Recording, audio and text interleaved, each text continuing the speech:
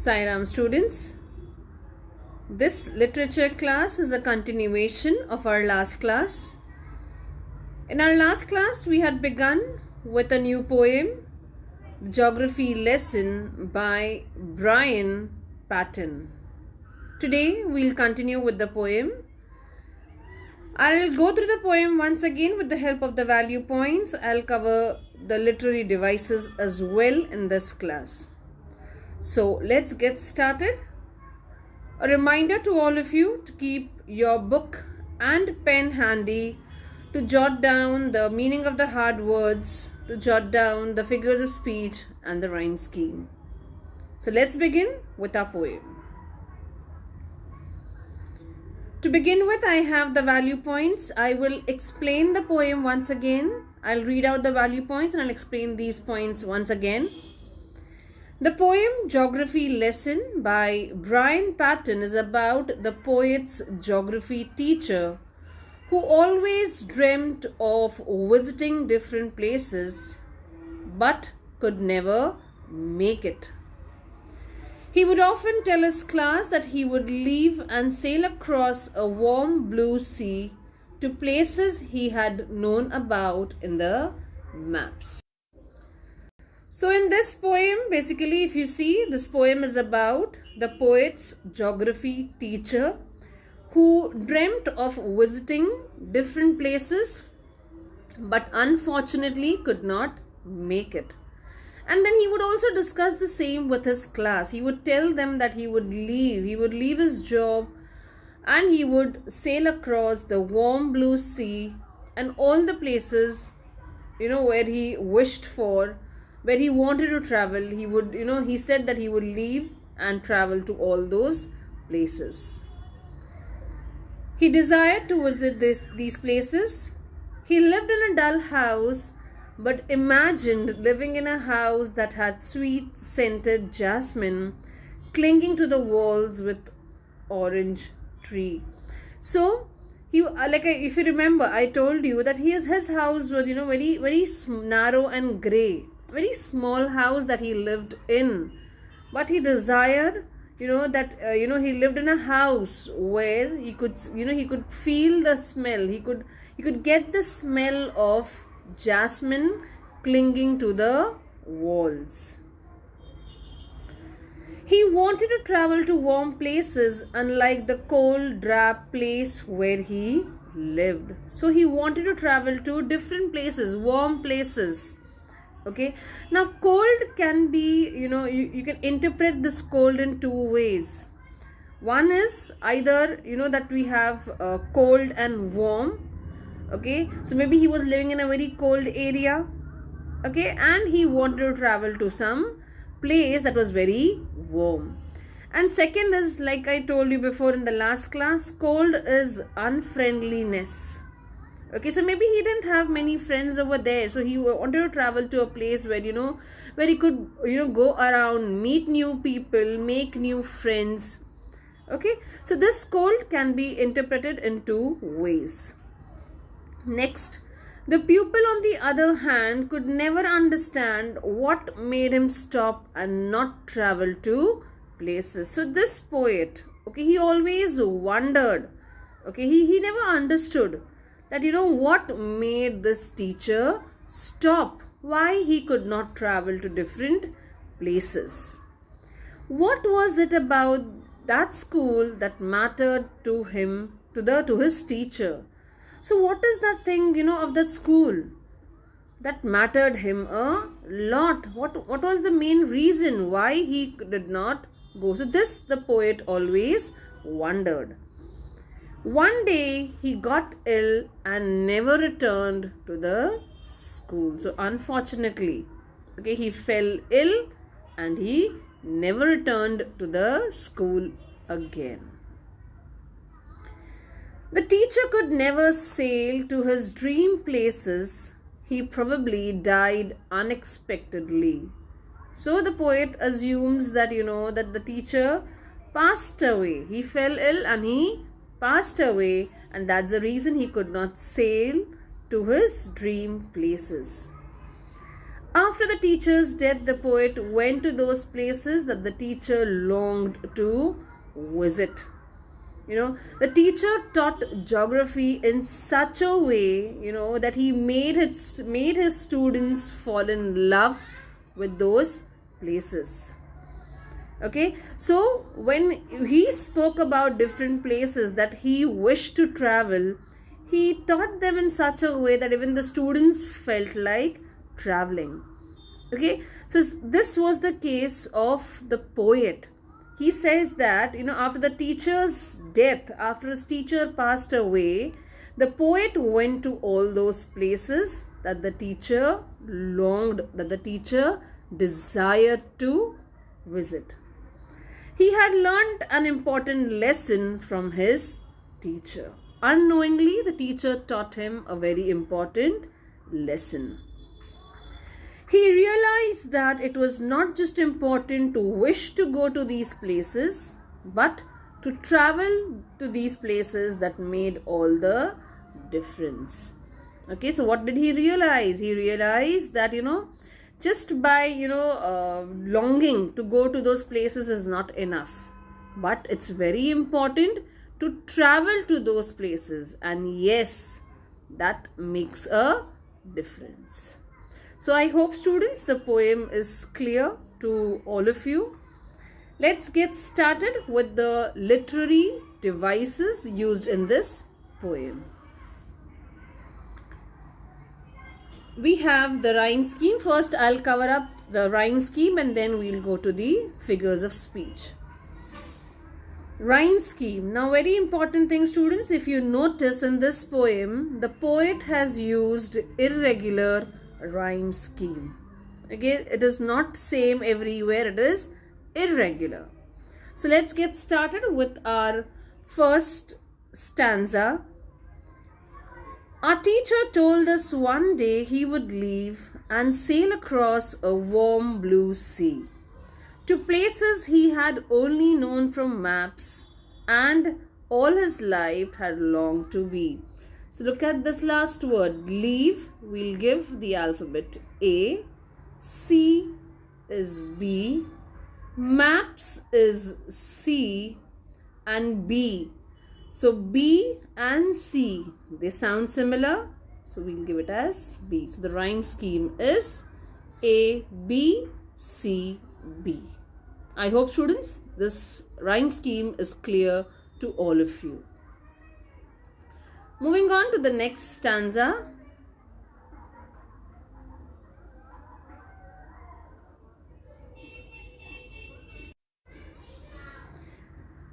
Let us see the next stanza. Let us look at the last words of the next stanza. We have grey, sea, walls, tree, visit and cold. So grey we will give as A, sea we will give as B, walls it doesn't rhyme with grey and sea, so we'll give it as C. Tree and sea, they sound similar? Yes, so we'll give it as B. Then we have visit. It's another word. Okay, it doesn't rhyme with any of the words above, so we'll give it as D. And cold again is, it's a new sound which does not rhyme with any of the words above. So we'll give it as E. So the rhyme scheme of this stanza is A, B, C, B, D, E. Clear? Let's proceed further with the next stanza. The next stanza has only 2 lines. Okay, so let us look at these 2 words, left and stranglehold.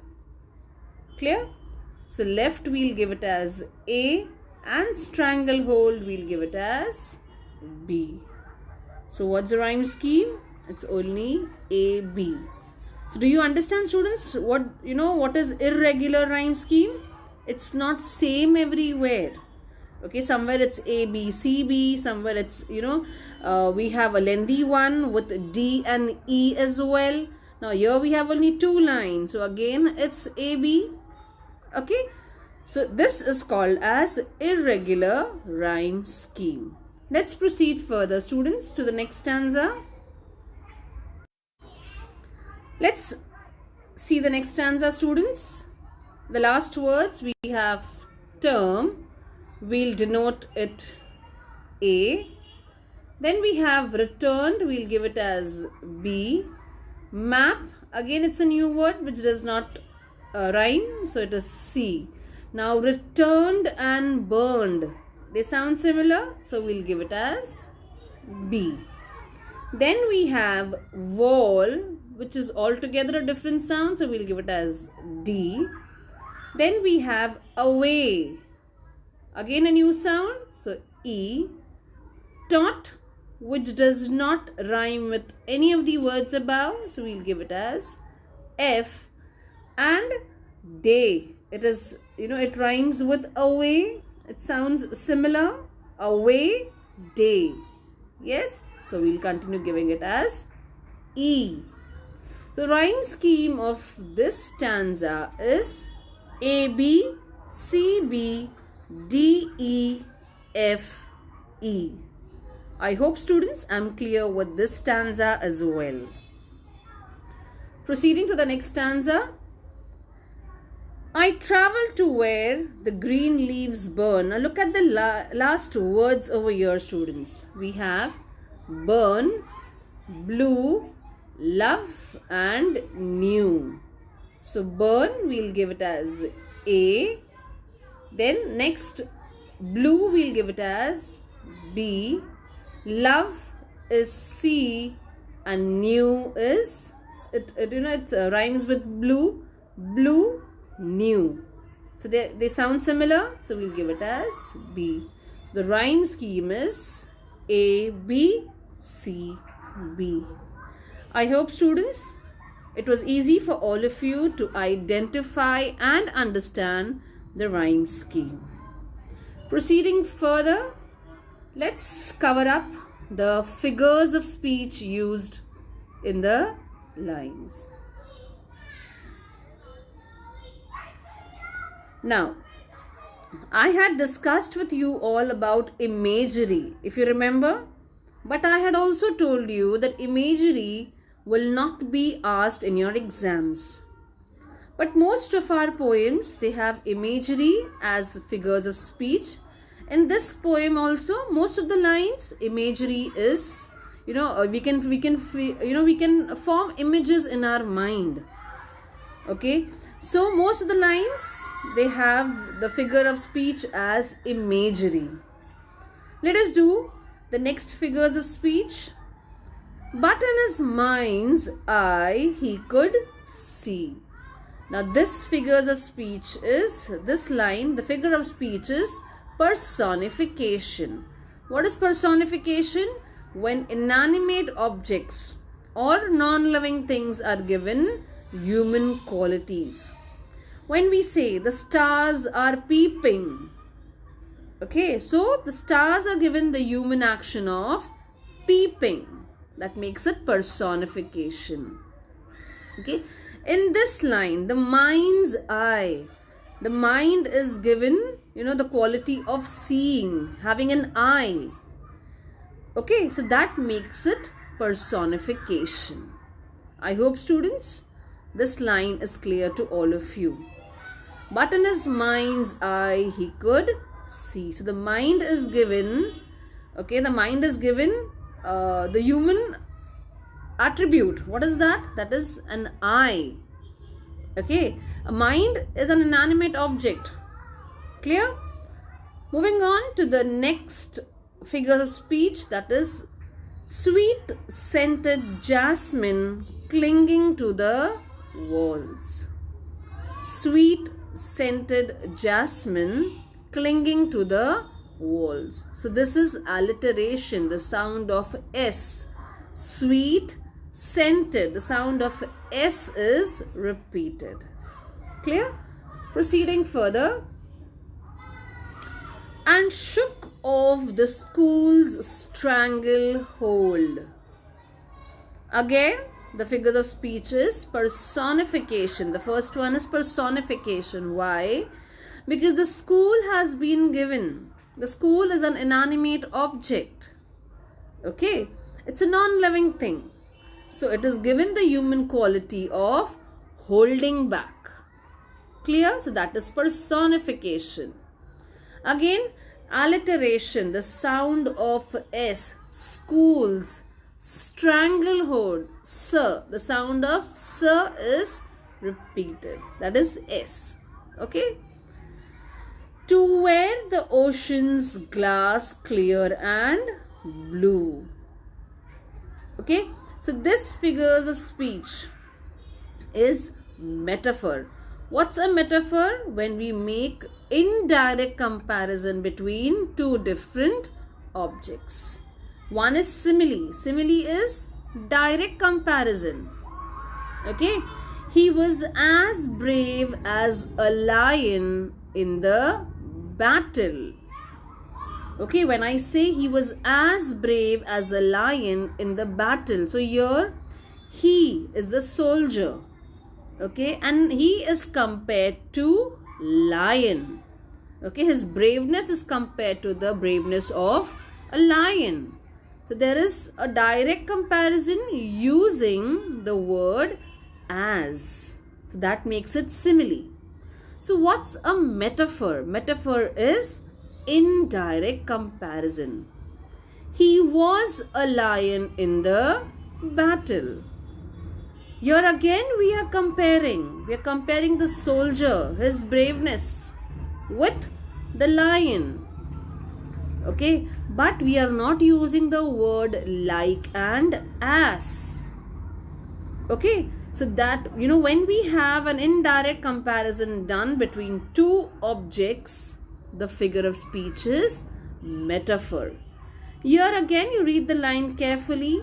To where the ocean's glass clear and blue. So what is being compared? The clarity of the ocean is compared to a clear glass. Two different objects. Correct? They are being compared. So this is an indirect comparison that is being made. So I hope students, the figures of speech is also clear to all of you. Now students, please make a note that the reference to the context of this poem will be done in your live session. Okay, Thursday when you all will go live with your teacher, the reference to the context will be done then. So please do keep a book and a pen handy to jot down the answers. Now along with this video link, there is another link wherein you have to click on and answer the set of questions waiting for you. I hope the poem is clear to all of you. Okay, until we meet next, you will take care of yourself. Sai Ram and bye-bye.